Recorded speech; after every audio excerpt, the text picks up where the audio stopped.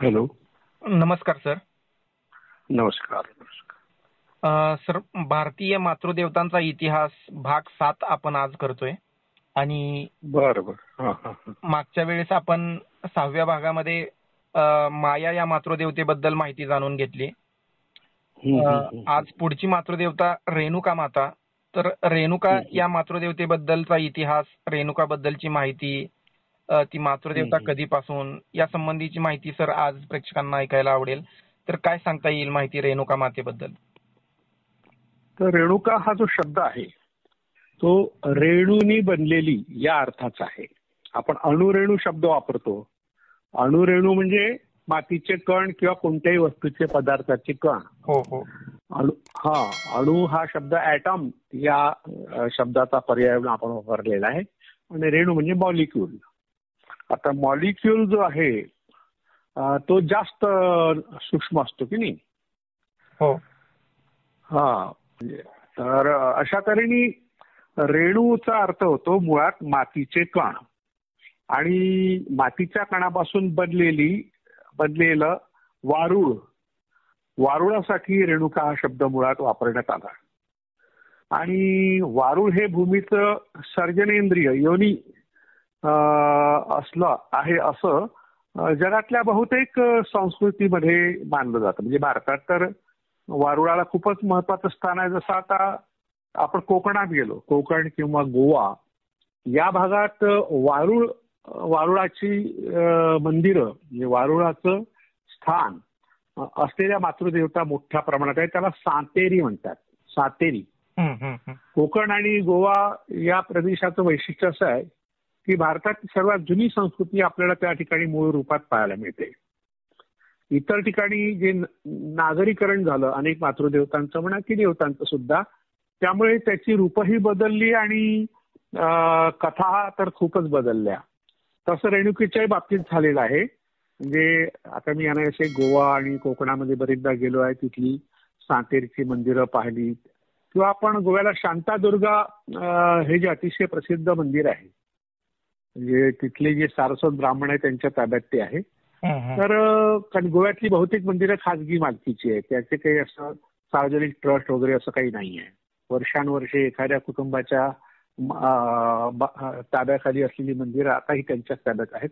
आणि त्यामुळे त्यांचं व्यावसायिकीकरणही झालंय आणि सुंदर मेंटेनन्स सुद्धा आहे. आणि त्यांचे नियम आहेत. कोणाला येऊ द्यायचं, कोणाला येऊ द्यायचं नाही. तर सांतेरी ही जी माता आहे, भूमाता, तर तिला शांता दुर्गा म्हटलंय. ते नाव बदलून टाकलं. शांता आणि दुर्गा. म्हणजे दुर्गा ह्या मातृदेवतेशी तिला जोडलं आणि शांत आहे असं. कारण दुर्गा हे जे रूप आहे पार्वतीचं ते उग्र रूप आहे आणि गौरी हे जे रूप आहे ते शांत रूप आहे. या ठिकाणी गौरी आणि दुर्गा या दोन्ही शब्दाचा मिलाप करून वेगळा शब्द त्यांनी तयार केला, शांता दुर्गा. पण मुळात तो शब्द आहे सांतेरी. आता आपण गोव्यातल्या बहुतेक मंदिरात गेलात, जे कोणते रामनाथी असेल किंवा आणखी हे जे आहे मंगेशी वगैरे, ही शिवाची मंदिर आहे. रामनाथ हे सुद्धा शिवाचं क्षेत्रपालाचं मंदिर आहे. पण त्याही ठिकाणी बाजूला सांतेरीचं एक मंदिर असतेच, वेताळाचं मंदिर असतेच, रवळनाथाचं मंदिर असतेच. तर अशा तऱ्हेचं ज्या काही परंपरा गोवा आणि कोकणामध्ये आहेत, त्या परंपरा ज्या आहेत त्या खरं म्हटलं म्हणजे मुळातल्या परंपरा आहे म्हणून त्यांचा अभ्यास आपण आधी करायला पाहिजे. पण आपण तिकडे वळत नाही, कारण तिकडे त्यांच्या कथा फार वेगळ्या आहेत, परंपरा सुद्धा वेगळ्या आहेत. तर सांतेरी हे वारुळ आहे. आता सांतेरी नाव कसं आलं तर त्याबद्दल तिथे कथा आहेत की साती आसरा आपण जो शब्द वापरतो त्यातली ती एक आहे. त्या 7 आसरापासून ते तयार झालेलं नाव आहे असं गोव्याच्या अभ्यासात. गोव्यात खूप लोकांनी अभ्यास केलाय, कोकणात सुद्धा खूप लोकांनी अभ्यास केलाय आणि त्यामुळे आपल्याला तिथली सगळी माहिती आता लिखित रूपात उपलब्ध आहे. आणि आता रेणुकाबद्दल आपण बोलतोय, तिचं साम्य आहे तिच्याशी, कारण त्या अर्थामध्येच वारुळ हा शब्द आहे. वारुळ शब्द जो आहे त्याचं रूपांतर राहुळ झालेलं आहे. म्हणजे आता राहुल हे जे नाव आहे, म्हणजे राहुल गांधीचंही नाव आहे आणि भगवान गौतम बुद्धाच्या मुलाचे नाव राहुल होतं. तर हे जे राहुल नाव आलेलं आहे की राहुल या शब्दाचा अर्थ होतो मंदिर. म्हणजे शोधिशी मानवा रावळी मंदिरी हे जे गाणं आहे त्यातलं जे राऊळ हा शब्द मंदिर या अर्थाचा आहे, पण तो वारुळ पासून झालेला आहे. ओके. मूळ जे मंदिर आहे, मूळ मंदिर जे आहे, त्या मूळ जे मातृदेवता आहे, जगातल्या सगळ्या धर्मातल्या आणि संस्कृतीतल्या ज्या मातृदेवता आहेत त्यात सगळ्यात मुळात जी आहे ती वारुळ आहे. आता वारुळ कसं काय देवता होऊ शकते, आपल्या पुढे प्रश्न निर्माण होतो. तर जेव्हा माणसाने शेती करायला सुरुवात केली, म्हणजे जमिनीचं सपाटीकरण केलं, सपाटीकरण करताना त्याला पहिल्यांदा वारुळाला नष्ट करावं लागतं. कारण वारुळ हे उंचवटा असतं ना, आणि ज्या आपल्याकडे वाळवी म्हणतो आपण त्याला, की हिंदीमध्ये दिमक म्हणतात किंवा वल्मिक म्हणतात. तर हे जे हा जो कीटक आहे, लहानसा कीटक, दिसायला नाजूक, पण त्याच्या लाळेमधून जो काही द्रव तयार होतो तो मातीत मिसळला की ती माती घट्ट होते, अगदी दगडासारखी घट्ट होऊ शकते. म्हणून त्यांनी जे तयार केलेलं आहे वारुळ, त्याच्यात मुंग्या राहतात आणि साप सुद्धा राहतात. आता मुंग्या ह्या जमिनीला भुसभुशीत करण्यात मदत करतात, मग शेतीला ते मदत करतात. आणि वारुळ जे आहे ते त्यांना राहण्याकरता आहे, म्हणजे वाळवीसाठी आहे मुळात. पण तिथे नाग राहतो, बरेचदा साप राहतो. म्हणून आयत्या बिळावर नागोबा अशा प्रकारची म्हण आपल्याकडे जी पडलेली आहे. म्हणजे बीळ काही साप तयार करत नाही, आणि त्याच्याकडे तशा प्रकारची कोणतीच यंत्रणा नाही आहे. म्हणजे हात पाय त्याला नाहीच आहे, शिंगही नाही आहेत किंवा दातही त्याचे त्या कामात नाही आहे, शेपूट सुद्धा ते काम करू शकत नाही. तयार करते वाळवी, राहतात मुंग्या, आणि मग नाग राहतो. तर प्राथमिक पातळीवर जेव्हा संस्कृती निर्माण झाली किंवा धर्म नंतर निर्माण झाला, आधी संस्कृती निर्माण झाली, आणि तेव्हा लोकांना असं वाटलं की ही जी जमीन आहे, ही जमीन जी सुपीक होते त्याचं कारणही वारुळ आहे. आणि म्हणून वारुळाला त्यांनी शेतीचं किंवा भूमातीची योनी म्हटलंय, सर्जनेंद्रिय, जननेंद्रिय म्हटलंय. आणि त्या जननेंद्रियात राहणारा नाग हा म्हणजे पुरुष तत्वाचं प्रतीक आहे.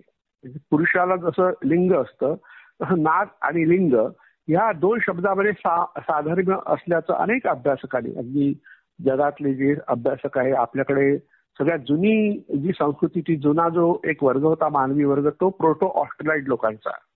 तर त्या प्रोटो ऑस्ट्रेलाइड लोक हे 50,000 वर्षापूर्वी भारतात आले, 30,000 वर्षापूर्वी ऑस्ट्रेलाइड आले. तर ऑस्ट्रेलाइड लोकांच्या भाषेमध्ये नाग हा शब्द वेगळ्या तरी लक या उच्चार होता. लक म्हणजे काठी, ज्या काठीने आपण नांगरतो, म्हणजे जमिनीला छिद्र करतो आणि त्यात बी रोवायचं. म्हणजे मुळात शेती करण्याची जुनी पद्धत होती, तर तिच्याकरता लक हा शब्द, आणि लक पासून मग लांगूल, लांगूल पासून पुढे नांगर, नांगर पासून नाग असा शब्द तयार झाला. तर हा जो आहे त्याला डिगिंग स्टिक असं इंग्लिशमध्ये म्हटलंय. आणि आपल्या ऋग्वेदामध्ये त्याचा उल्लेख स्फ्य असा आहे. स्फ्य म्हणजे पहिल्यांदा शेती ज्या मातांनी केली, ज्या आईंनी केली, ज्या स्त्रियांनी केली, त्याला पुढे मातृदेवता आपण म्हटलं, तर त्यांनी जमिनीत बी रोवण्याकरता पहिल्यांदा खड्डा केला आणि मग त्याच्यात बी रोवलं. आणि त्यामुळे त्या काठीला नाग, आपण नांगर शब्द नंतर वापरतो, नांगराला शोध लागला आणि त्याला मग पुढे नांगर म्हटलं गेलं यासाठी, कारण ते काठीचं प्रतीक होतं. काठी आणि लिंग यांच्या साधर्म्य हा एक स्वतंत्र अभ्यासाचा विषय आहे, पण रेणुकेशी संबंधित असल्यामुळे आपण तो परामर्श या ठिकाणी घेतला. तर आपल्याकडे म्हणजे आता उर्वरित महाराष्ट्रामध्ये, म्हणजे एक कोकण आणि गोवा वगळता त्या रेणुकेसोबत दुसरं दैवत नाहीये. पण तिथे रवळनाथ नावाचा देव आहे. म्हणजे राऊळ हा शब्द मी सांगितला, राऊळाचा नाथ, वारुळाचा नाथ. नाथ म्हणजे मालक या अर्थाचा, म्हणजे पुरुष तत्व आलं की मालकी हक्काची भावना आली. स्त्री असली की पूर्ण स्वातंत्र्य तिला असतं. त्यामुळे रेणुका ही मातृदेवता जी चित्रित केली गेली पुराणांमध्ये, तर तिला स्वातंत्र्य नाही आहे असा संदेश त्यातून गेलेला आहे. म्हणजे रेणुका ही परशुरामाची आई अशी अनेक पुराणांनी चित्रित केली. परशुरामावर आपण एक यापूर्वी चर्चा केली होती. तर परशुरामावर एकही पुराण नाही, म्हणजे तो काही असा पूजनीय नाही. त्याला कारण त्याने आईचा वध केला, आईचा खून केला, म्हणून त्याच्याबद्दल काही सहानुभूतीची भावना लोकांना नाहीये. पण कोकणात आणि गोव्यात जे चित्पावन ब्राह्मण आहेत ते परशुरामाला आपला पूर्वज मानतात.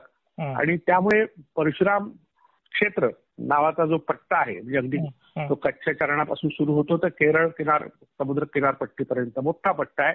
या सगळ्याला परशुराम क्षेत्र म्हणतात. आणि काही ठिकाणी परशुरामाचे मंदिर सुद्धा आहे. तर ही प्रयत्नपूर्वक चित्पावन ब्राह्मणांनी तयार केलेली मंदिर आहे.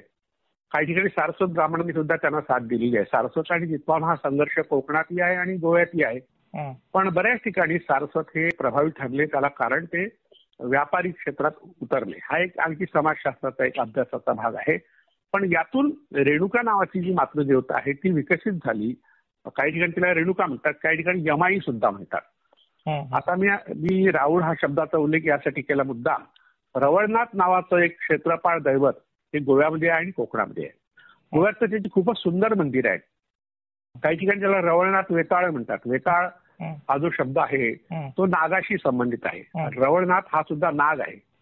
नाग आणि वारुळ, लिंग आणि योनी यातून सर्जनशीलता वाढते किंवा सृजन होतं, सृष्टीचं निर्मिती होते.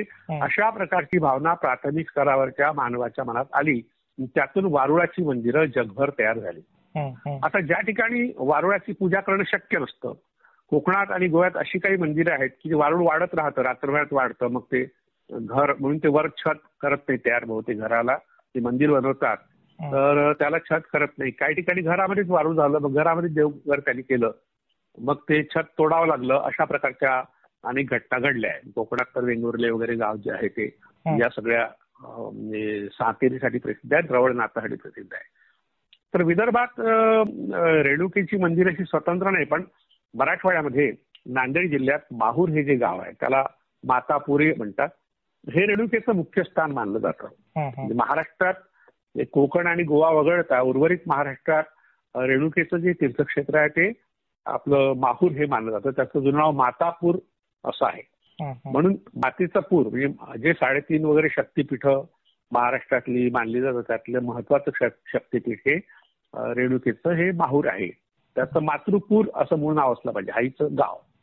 आणि मग पुढे मातापूर म्हटलं गेलं.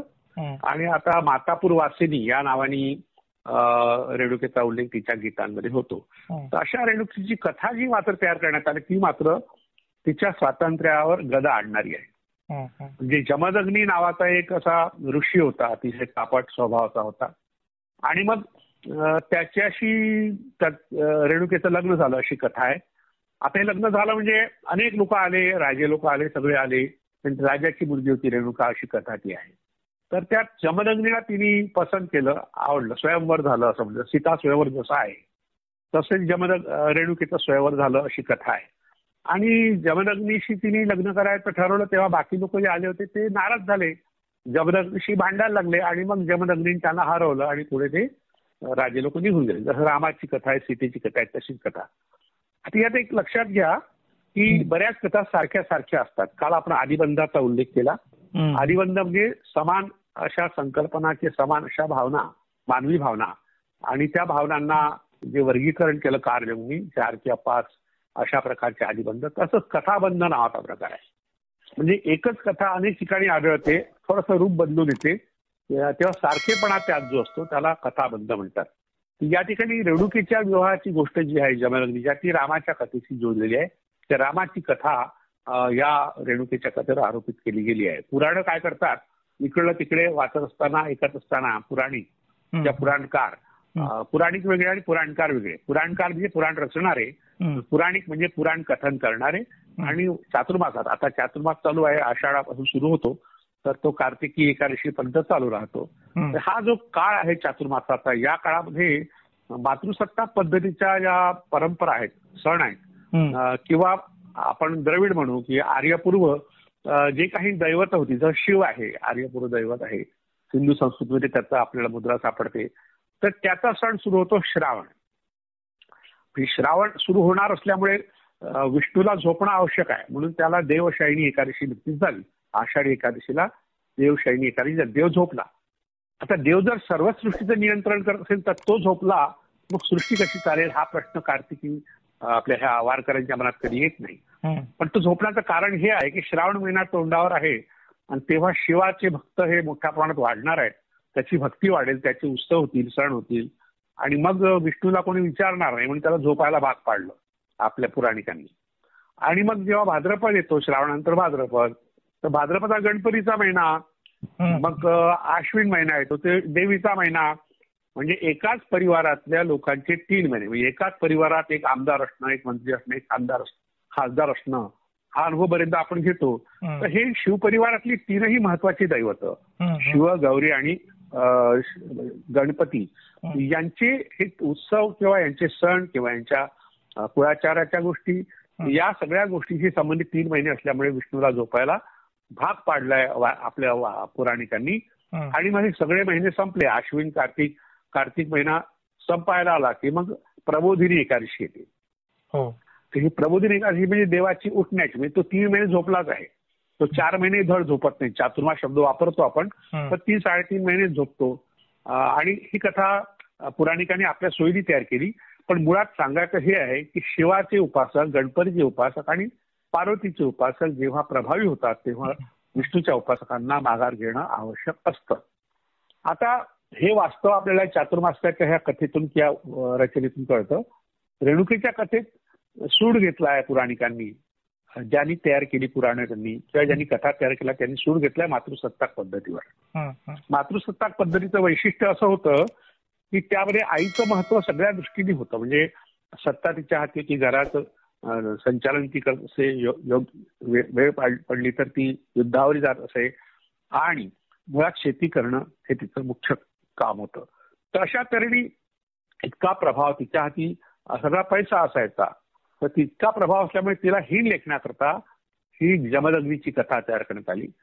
आणि कथा 2-3 तऱ्हेची आहे, एका प्रकारची नाही. अशीच कथा दक्षिणेत मरिअम्मा नावाच्या मातृदेवतेची आहे. मरिअम्मा नावाची मातृदेवता जी आहे दक्षिण भारतात, विशेषतः कर्नाटकात, तर ती रेणुकेचं रूप मानलं जातं. आणि तिचाही नवरा जमदग्नी दाखवलेला आहे. म्हणजे एकाच दैवताची 2 रूप आहेत. रूप म्हणण्यापेक्षा लोकांनी आपापल्यापर्यंत नावं दिलेली आहेत. तर ती जेव्हा पाणी भरायला जाते, त्या मरिअम्माची कथा अशी आहे की ती पाणी भरायला जाते तर तिला घड्याची गरज नाही. तिच्या पातिव्रत्याचा प्रभाव एवढा, तिने हातावर पाण्याचा गोळा ठेवला तर गोलगोल गोलगोल तसंच राहतो घड्याशिवाय. आणि मग ती तशीच, तिचं जे आंघोळीनंतर नेसूचं वस्त्र आहे, जिने कपडे नेसलेले आहेत, लुगडं असेल आणखी काही असेल, तर ते असं वर तिच्या डोक्यावर वाळत जातं, आपोआप वाळतं. म्हणजे ती चालते तसं डोक्यावरती वस्त्रही चालतं, अशी कथा आहे. आणि एकदा काय होतं की त्या गोलकाकडे, पाण्याच्या गोलकाकडे ते पाहत असताना आकाशातून गंधर्वांच्या कुटुंब वगैरे जात असतं. म्हणजे अशाही कल्पना आहे की गंधर्व आकाशातून उडत राहतात. त्या कल्पनांमुळे कसं लोकांना खरंही वाटतं बरेचदा की असंच असेल कदाचित. असा एक वर्ग आहे. दुसरीकडे या भाकड कथा आहे असं म्हणणारा सरसकट एक वर्ग आहे. तर त्या गंधर्वाच्या सौंदर्यावर भाळून आणि त्याचं प्रतिबिंब तिच्या गोलकामध्ये पडतं, वरून जाणाऱ्या त्या गंधर्वाच्या. आणि मग ती मोहित होते, म्हणजे तिच्यात कामवासना जागृत होते. आणि त्यामुळे तिचं पातिव्रत्य नष्ट होतं हे जमदग्नीला कळतं तिथे गेल्यावर. म्हणजे ती जेव्हा परत आपल्याकडे जाते घरी तेव्हा तिला ते कळतं, त्याला कळतं की आपल्या बायकोच्या मनात अशा तऱ्हेने कामवासना जागृत झालेली आहे. तर तो तिला शाप देतो की तू आता निघून जा. तर निघून जा म्हणण्यापेक्षा मग तिची जी 5ही मुलं आहेत ती फळं आणायला गेले असतात वनामध्ये. आणि मग 5 येतात तेव्हा सगळ्या मुलांना तो जमदग्नी म्हणतो गेला कापून टाक, इथं शिर कापून टाक. तर कोणी 4 जण नकार देतात. आईला मारणारा कोणता मुलगा असा प्रभावी असणार आहे किंवा कोण आईला मारेल. कारण आपण पाहिलं की आदिमातेचा आदिबंध आई आणि मुलामध्ये जे प्रेम वात्सल्य असतं त्याची तुलना कशाशीच होऊ शकत नाही. पण परशुराम मात्र मारायला तयार होतो.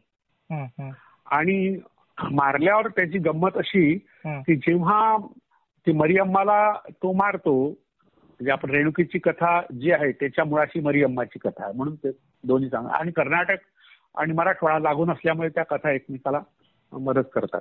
तर तिचं मुंडकं असं मारण्याच्या आधी ती एका अस्पृश्य स्त्रीला, मातंग स्त्रीला कवटाळून बसते, मला वाचव. मग तो रागारागाने दोघींची मुंडकी उडवतो. आणि मग काही कारण नसताना मातंगी मारली जाते. तर तेव्हा त्याला वाईट वाटतं की आपल्या वडिलाचं आपण ऐकलं खरं, पण आता नुकसान झालं, आपली आई गेली. तर मग तो वडिलांना विनंती करतो की ह्या दोघींनाही जिवंत कर आणि मातृहत्येचं पातक जे मला लागलं ते त्यातून मला मुक्त कर. आणि ज्या माझ्या भावांना तू पशुपक्ष्याची रूपं दिलेली आहेत त्यांनाही मूळ रूपात आण, अशी कथा आहे ती. तर मग तो म्हणतो ठीक आहे, तुला दिला आशीर्वाद, पण आता मुंडके जुळण्याचं काम तुझं आहे. जसं आता गणपतीच्या कथेमध्ये मुंडकं जुळण्याचं काम शंकर करतात आणि त्यात मग गोंधळ होतो की ते हत्तीचं मुंडकं गणपतीला लावतात आणि मग हत्तीचं मुख आणि मानवी शरीर असा जो गोंधळ पुराणिकांनी केलेला आहे. मुळात त्याचं रूप वेगळं आहे, त्याचा अर्थ वेगळा आहे. आता या ठिकाणी मरियम्माचं डोकं आणि रेणुकेचं शरीर आणि रेणुकेचं डोकं आणि मरियम्माचं शरीर अशी अदलाबदल होते, शिरांची अदलाबदल होते. आणि अदलाबदल झाल्यामुळे प्रश्न पडतो आता काय करायचं. म्हणजे ज्या रेणुका ही चित्पावनांचं मातृदैवत आहे किंवा दैवत आहे, तर ते ब्राह्मण आहे असं गृहीत धरलेलं आहे. कारण जमदग्नीची बायको असल्यामुळे ती ब्राह्मण झाली अशी कल्पना आहे. मग त्या ब्राह्मण ज्या स्त्रिया आहेत, तर आजही ब्राह्मण स्त्रिया कर्नाटकातल्या म्हणा की महाराष्ट्रातल्या सुद्धा, की आपलं डोकं हे मातंगीचं आहे, म्हणजे अस्पृश्य स्त्रीचं आहे असं मानतात. त्यामुळे त्या डोक्यावर घडं येत नाही किंवा डोक्यावर पदर ठेवत नाही. आणि मातंगांचा प्रश्नच नाही, कारण त्यांनी मान्य केलं आहे, तिला यल्लम्मा म्हटलं गेलं आहे. म्हणजे सौंदत्ती नावाचं एक गाव आहे कर्नाटकात, सोलापूर पासून फार जवळ आहे ते. तर त्या ठिकाणी सौंदत्तीला यल्लमाचं मंदिर आहे. तिथे मातंग स्त्रिया येतात, सगळ्या प्रकारच्या स्त्रिया येतात, नग्न रूपात तिची पूजा करतात. आणि त्याला तो संप्रदाय आहे, त्या संप्रदायाचं नाव मातंगी पट्टा आहे. रेणुकेला मातंगी का म्हणतात? मुळात ती मातंगीच आहे. मातंगी म्हणजे जिचं कुलचिन्ह हत्ती होतं अशा गणांची ती मातृदेवता आहे. आणि आता हे सगळं कथा नंतरच्या, पण मुळात तिचं रूप रेणुका नावातून कळतं की वारू हे तिचं खरं रूप आहे. आणि रवळनाथ हा नाग म्हणून तिथे तिचा प्रतिनिधी आहे, क्षेत्रपाळ आहे. इकडे रेणुकेचा जो क्षेत्रपाळ तो वेगळा आहे, तो रवळनाथ नाही आहे मराठवाड्यात. अशा तऱ्हेने ह्या कथा वेगळ्या तयार झाल्या, पण मुळाशी भूमातेची ही पूजा आहे. रेणुका ही भूमाता आहे. आणि पावसाळ्याच्या काळामध्ये वारुळं बुजतात, नाग बाहेर येतो, तेव्हा लोक नागाला मारतात. ते मारू नये, किंवा नागांनी शेतीचं रक्षण केलं, तो क्षेत्रपाळ आहे असा एक समज आहे. मग क्षेत्रपाळामध्ये पहिला क्षेत्रपाळ म्हणजे शेतीचं रक्षण करणारा. म्हणून गोव्यामध्ये आणखी चांगला शब्द आला क्षेत्रपाळ, आणि राखणदार शब्द आला. फार चांगला शब्द त्यांनी वापरला. म्हणजे तो राखण करतो शेतीचं, आपल्या परिसराचं. आणि त्याच्यासाठी इकडे कोकणामध्ये देवचार शब्द आहे, तिकडे देवचार आहे, पण त्यांनी राखणदार शब्द ह्यासाठी वापरला. तो रक्षण करतो. जसं आपण साती आसराचं चित्र तुम्ही टाकलं होतं मागच्या वेळेस, त्याच्या बाजूला एक पुरुष उभा आहे जो वयस्कर आहे, त्याला कागोटा वगैरे आहे, तर त्याला दांडेकर म्हणतात. कोकणामध्ये त्याचं नाव दांडेकर आहे, म्हणजे याच्या हाती दांडा आहे, गावात रक्षण करतो. आणि गोव्यामध्ये दांडेकर नावाचं एक दैवत आहे, स्वतंत्र मंदिर दांडेकरांची मी पाहिलेली आहे. कोकणामध्ये ही मंदिर आहे. तर ह्या सगळ्या परंपरांच्या मुळाशी शेतीचं रक्षण करणे आणि शेतीबद्दल कृतज्ञता व्यक्त करणे ही भूमातेची आराधना आहे. एका प्रकारे भूमातेची आराधना आहे. काल आपण मैया किंवा माया ह्या ग्रीको रोमन संस्कृतीमधल्या मातृदेवतेबद्दल पाहिलं, ती सुद्धा भूमाता आहे. आपण अशा तऱ्हेही शुभ कार्य करताना भूमिपूजन करतोच सर. हो हो हो, भूमातेचं पूजन केलं जातं.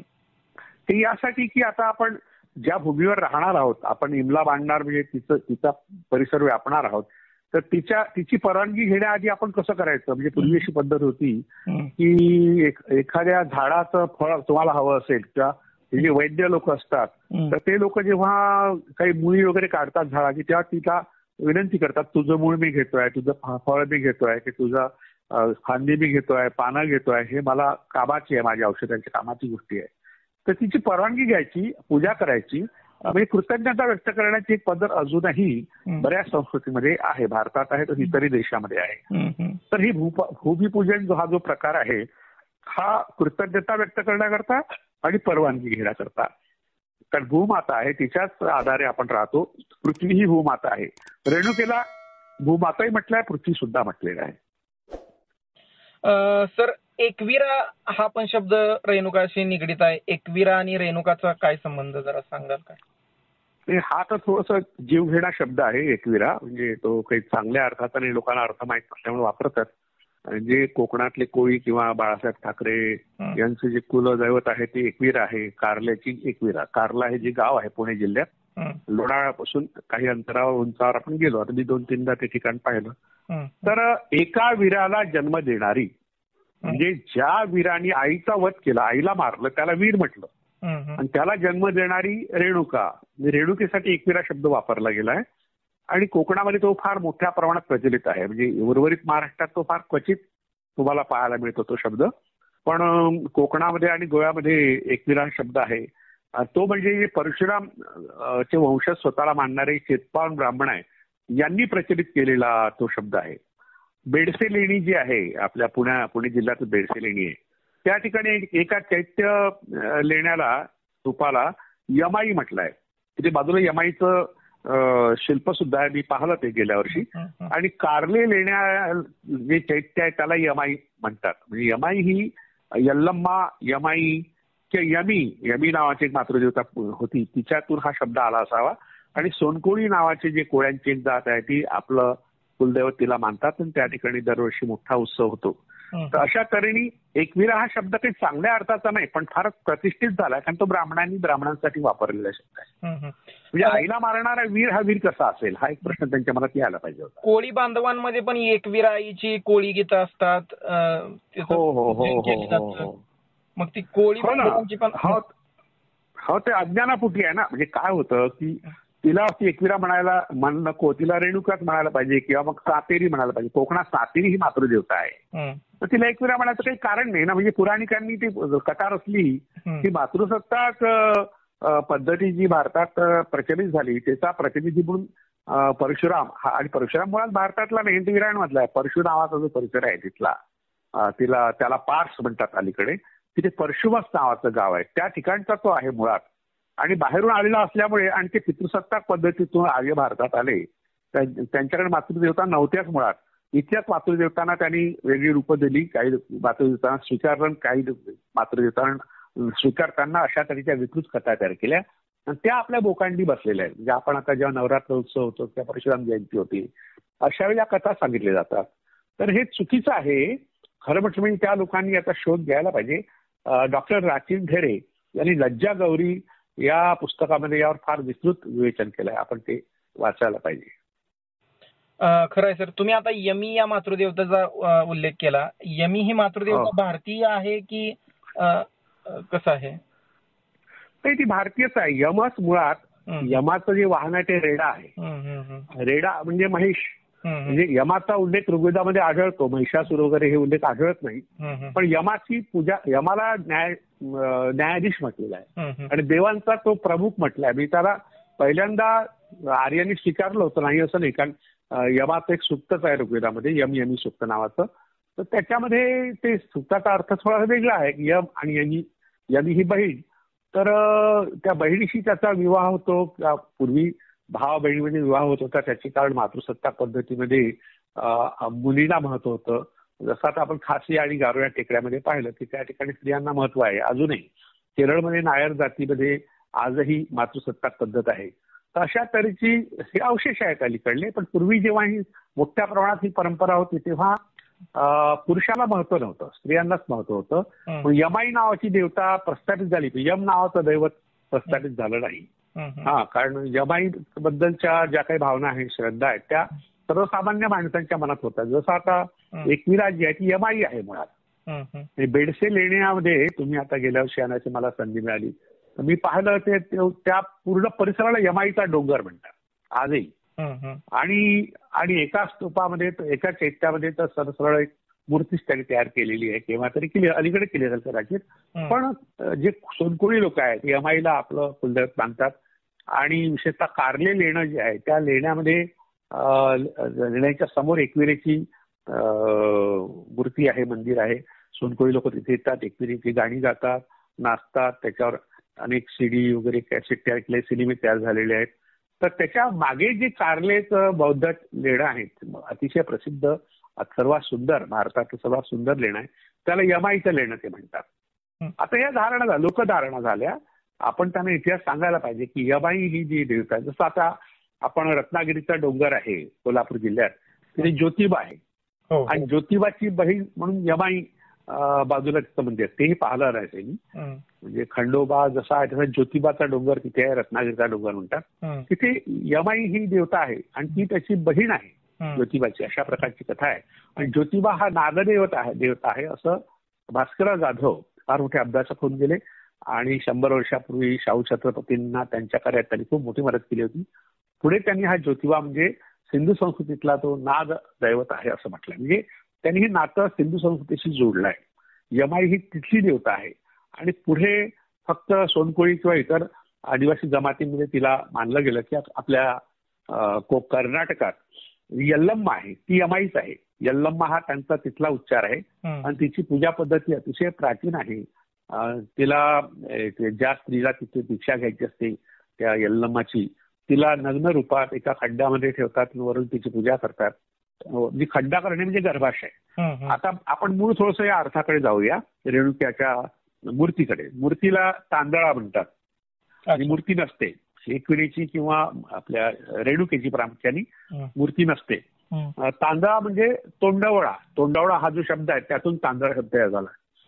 आता पूर्वी जे काही आता आपण शेतामध्ये पाहतो की बुजगावणं तयार करतात, तर त्याच्यावर ज्याचं डोकं करताना त्यावर मडकं ठेवतात.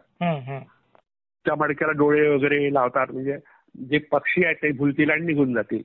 तर अशा तऱ्हेने एखाद्या दैवताचं रूप मुखवटा तयार करण्याच्या पूर्वी हा जो घट आहे, कुंभ आहे किंवा मडका आहे त्याला रंगवत असत आणि तो आपल्या डोक्यात घालून नृत्य करीत असत. आणि जो नृत्य करीत असेल, भगत असेल, बैजा असेल, भूमिका असेल, पुजारी असेल, आणखी कोणी प्रमुख असेल, पुरोहित असेल, तर त्याच्या शरीरामध्ये त्या देवतेचा संचार होतो मुखवटा घातल्याबरोबर, असा समज होता. आणि त्याच्याकडून मग काही प्रश्नाची उत्तरं घेणं किंवा उपाय सुचवणं, कौल लावणे त्याला म्हणतात, असे प्रकार होत असत. तर मग तो मुखवटा काढल्यावर तो पवित्र असल्यामुळे त्याची पूजा करण्याची पद्धत होती. यातून मुखवट्याची पूजा सुरू झाली. रेणुकेचा जो तांदळ आहे तो मुखवटा आहे, पण निव्वळ मुखवटा नाही, तर तो घट त्याला म्हटलाय, मडका आहे ते.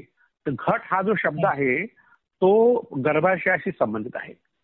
घटचा अर्थ डोकं असाही होतो, पण मुळात तो गर्भाशयाशी संबंधित. जसं आपल्याकडे लग्न झाल्यावर 2 मडकी एक झाडाखाली ठेवतात. ते झाड आता कशात असेल त्या परिसरात, जे जांभूळ असेल आणखी काय असेल, आणि त्याला धागा बांधतात. म्हणजे नवरा बायको हे नवीन लग्न झालेले लोक आहे, तर यांचं जीवन त्यात पाणी टाकतात आणि अवतीभोवती जव पेरतात आणि पाणी टाकल्यावर ते पाझरतं ते पाणी आणि त्यामुळे जव येतं वर, त्याचे रोपं येतात. तेव्हा त्यांचं जे लग्न आहे ते सुफल झालं, कळसाचं पाणी पावलं असं म्हणतात. म्हणजे कळस किंवा मंदिरावरचा कलश किंवा मंदिराचा घुमट किंवा चर्चेसचा जो उंचवटा आहे किंवा बौद्ध स्तूपाचे जे गोलाकार आकार आहे, हे सगळी प्रतीकं, अगदी मस्जिदीचा सुद्धा घुमट जो आहे तो सुद्धा गर्भाशयाचं प्रतीक आहे. म्हणजे अशा तऱ्हेने घट हा गर्भाशयाचं प्रतीक आहे. म्हणून या ठिकाणी जे रेणुकेचं जे काही शिल्प आपण पाहतो ते तांदळा डोक्याच्या रूपात, ते गर्भाशयाचंच प्रतीक असलेलं मडकं आहे. अगदी सिंधू संस्कृतीमध्ये अशी दफनाची स्थळं सापडले, त्यामध्ये 2 मडक्याच्या मध्ये मुलाला, लहान मूल असेल त्याला ठेवलं, म्हणजे तो मूल परत आईच्या पोटात गेला आणि मग त्या मडक्यावर मोराचं चित्र रेखाटलं आहे आणि त्या मोराच्या पोटात एक पक्षी दाखवला, आत्मा. म्हणजे त्या मृत पुरुषाचा किंवा मृत व्यक्तीचा आत्मा मोराच्या रूपात राहतो. मोर हे मातृदेवतेचं प्रतीक प्राचीन काळी मानलं गेलं होतं. आपल्याकडे पुणे जिल्ह्यात दायमाबाद इथे उत्खनन हसमुख सांखले यांनी केलं. तिथे अशा प्रकारचे दफन स्थळ सापडली आहे आणि ती आपण डेक्कन कॉलेजला गेलो तर तिथल्या म्युझियम मध्ये आपल्याला पाहायला मिळतात. म्हणजे आपण ज्या घटातून आलो, घट म्हणजे आपल्या गर्भाशयातून आलो, त्या गर्भाशयात परत जाणे याचं प्रतीक म्हणून ते घट वापरलं गेलं आपल्या प्राचीन पूर्वजांनी. आणि आता मात्र ते आईचं प्रतीक म्हणून रेणुकीच्या रूपात आपल्याला पाहायला मिळतं.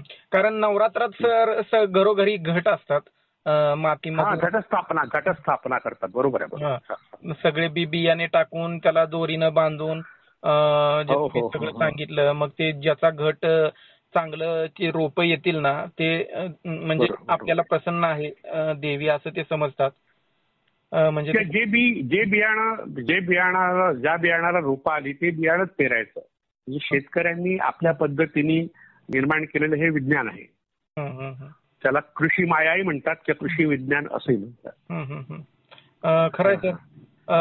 आपण निरोपाकडे जातोय सर. 2 मिनिटात काही मिस होत असेल तर कव्हर करू शकता तुम्ही सारांशमध्ये.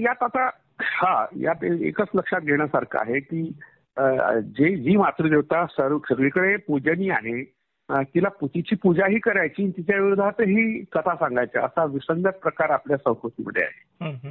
तिला भारतीय संस्कृती म्हणता येईल हरकत नाही, पण आता आपण हिंदू वगैरे शब्द वापरतो, अलीकडे सनातन शब्द वापरात येतो. तर ह्या सनातन किंवा हिंदू जे स्वतःला मानतात हिंदुत्ववादी जे आहेत त्यांनी या कथांचा नव्याने विचार करायला पाहिजे. कारण आता जो काळ आलेला आहे हा काळ इतका विचित्र आहे की यात परशुराम हे आपलं पूर्वज आहे अशा प्रकारे सांगणारा एक ब्राह्मण महासभेचा वर्ग पुढे आलाय आणि त्यांनी परशुरामाची प्रतिष्ठा वाढवण्याचा प्रयत्न केला. जेव्हा ब्राह्मण सभेचा अधिवेशन होतात तेव्हा त्या परशुरामाचा वेश धारण करणारा पुरुष हातात परशु घेऊन येतो आणि अकराळ विकराळ वागणारा म्हणजे त्यांना परशुराम प्रतिष्ठित करायचा म्हणजे पुरुषसत्ताक पद्धतीच्या पितृसत्ताक पद्धतीचं पुनरुज्जीवन करायचं आहे असं दिसतं. एकीकडे मातृदेवतेची पूजाही करायची, दुसरीकडे तिचं महत्व कमी करायचं, तिला हीन लेखायचं, तिला चरित्रहीन करायचं. कारण रेणुकीच्या कथेमध्ये चरित्रहीन दाखवलेली आहे ती.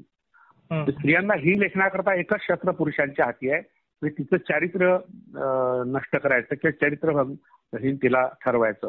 तर हा जो विसंगत प्रकार आहे हिंदू धर्मात, इतरही धर्मात आहे तो नाही असं नाही, पण हिंदू धर्मात तो आहे आणि मोठ्या प्रमाणात तो प्रचलित आहे. इतर धर्मात मात्र आता या सगळ्या परंपरा शिल्लक नाही आहेत. म्हणजे काही लोक प्रश्न विचारतात की तुम्ही हिंदू धर्मावर का बोलता, इस्लामवर का बोलत नाही, ख्रिश्चन धर्मावर का बोलत नाही. तर त्यांना हे कळायला पाहिजे की आपण एक मुळात हिंदू आहोत, भारतीय आहोत, भारतात राहतो, इथल्या मातृदेवता आपल्याला माहिती आहेत आणि त्यामुळे त्यांच्याबद्दल बोलणं हे आवश्यक आहे आणि ऐकणारा वर्ग त्याच धर्माचा आहे. आणि समजूनच घ्यायचं असेल तर आपण इस्लामपूर्व मातृदेवतावर चर्चा करू किंवा ख्रिश्चन धर्मातल्या मातृदेवतावर चर्चा करू, करणार नाही असं नाही. ऐकायला कोण येईल तिथे ख्रिश्चन आणि मुस्लिम आले तर तो एक वेगळा आनंद.